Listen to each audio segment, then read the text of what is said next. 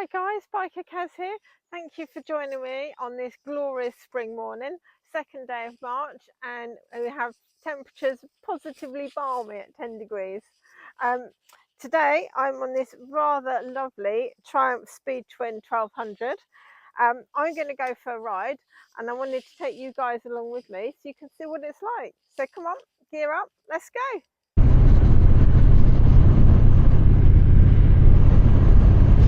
Hi guys, BikerKaz here. Thank you very much for joining me on my ride out. Really nice to have you guys along with me. It's very early March, so it is not the warmest, but it is a beautiful sunny day. I've been so lucky with the weather at the moment. Definitely got to make the most of it while it's here. So today I'm on a Triumph Speed Twin 1200, the new one, new generation, and it's really interesting to see what it's like because I have a 2020 plate one, and it's really good to be able to see what the differences are, of which there are many. To start with, the riding position is slightly more forward, but still very, very comfortable. And the suspension, definitely been uprated. It's got Marsocci twin reservoirs on the back. Feels better, feels a lot more stable, especially in the corners. Soaks up the bumps nicely. Listen to that engine. Oh, I never get tired of hearing that. So the seat height on this is 805 and it weighs 216 kilos. I'm 5'6" and my feet are nicely on the floor. Can move it around well, get it in and out of the garage. Yeah, it's alright, it's nice, not too heavy. You only got two modes on this. You've got the rain and the road. If you want sport, you have to pay an extra £2,000 more. Bearing in mind this is 12.5 grand. You need to pay an extra £2,000 to get sport mode. And I think the RS comes with like quick shifter and some other little bits. I'm hoping to get that in a week or so I'll be able to tell you more about that and tell you what the differences are. Be interesting to see whether it's worth paying an extra £2,000. I'm personally really impressed with just how good this bike is with the two modes. Normally I'd run my bike in sport mode, nothing else. Suits my riding perfectly. So I thought I'd really miss it on this, but I haven't, not at all. I come home on this feeling for a ride out, great big grin on my face. It's really good. That's what it's all about. And then the biggest thing for me is the clock. Ugh. My bike has twin analog chrome clocks, and bearing in mind the style of the bike, it does suit it. They swapped it for a single clock that I believe comes off a Trident. Don't get me wrong, it suits the Trident perfectly, but I don't think it suits a retro looking bike at all. I think they've missed a trick with this one. The clock though says everything you need it to say. When you're glancing down, it's really easy to read, and when you're on the bike you're not thinking about the clock. It's just, you know, not on your radar. It's just when you look at the bike, the aesthetics, which play an important part, I think, what the bike looks like.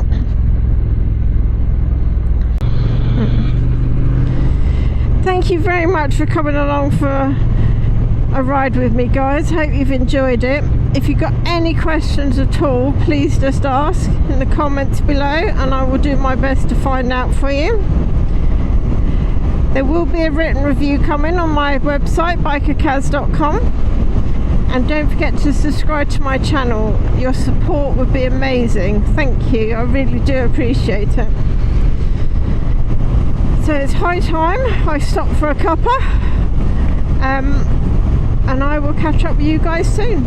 See ya!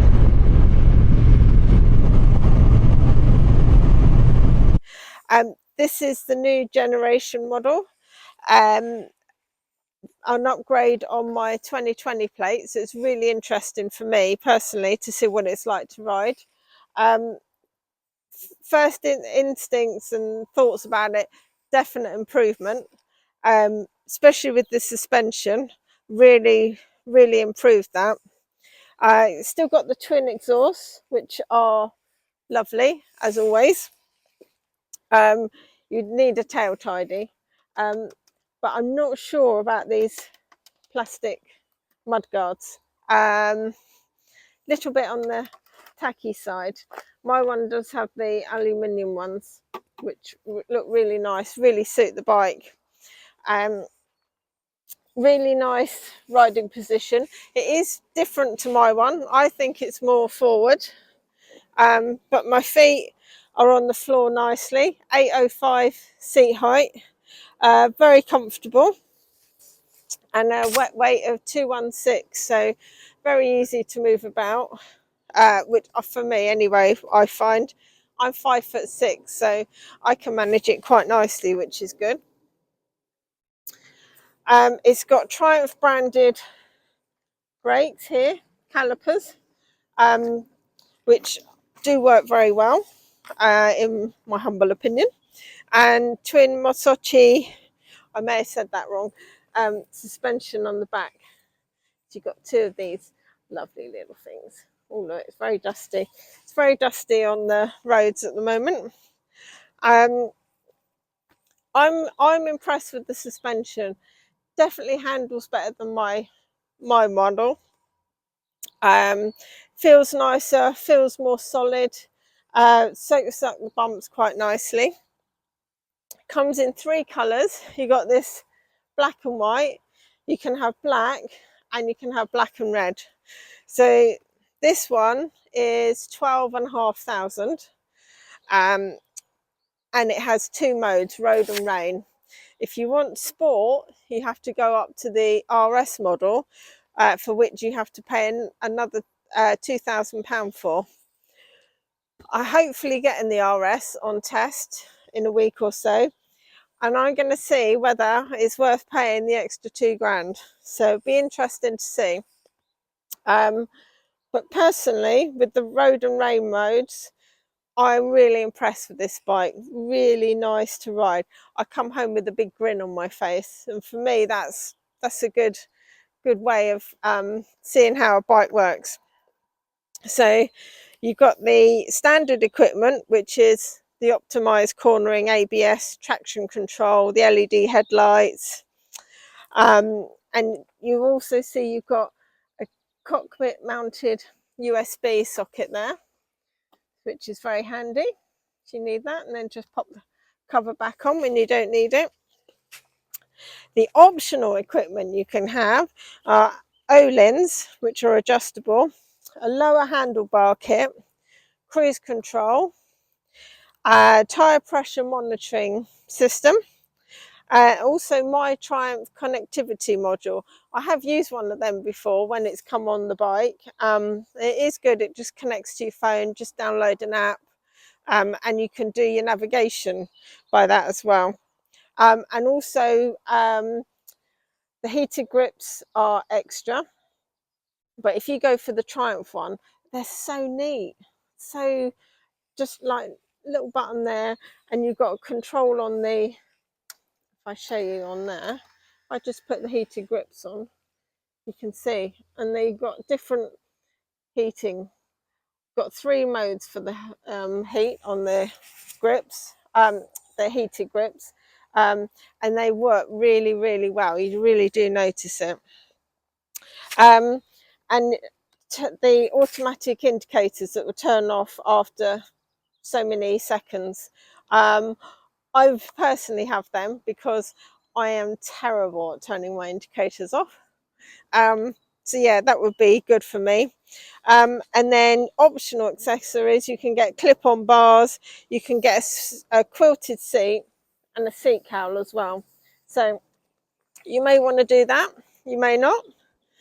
So the other little thing for me that's not sitting right is this clock. Now, my Speed Twin has got 2 chrome analog clocks here, and they really do suit the style of the bike. This one has got 1 clock and it's slightly offset. There's nothing actually wrong with the clock. It does everything it should. It's neat. You're glancing down and you see what you want to see. So from that respect, there's not actually anything wrong with it. It's just aesthetics and what looks good. I personally don't think it suits the bike, and I especially don't like the fact that it's offset. To me, it's a bit squiffy, if you like. That's the technical term, by the way. But having said that, you know, there's nothing wrong with it. The headlight looks really good. You got the Triumph logo in the middle, so it does look cool. Really nice style bike. But take one out for a test ride, see what you think. Let me know, what's your opinion on the clock? Come on, we can start a debate here. If you want to know anything about the bike, please just ask in the comments below and I will do my best to answer any questions. Please subscribe to my channel, that would be amazing. Your support is really good and really does help.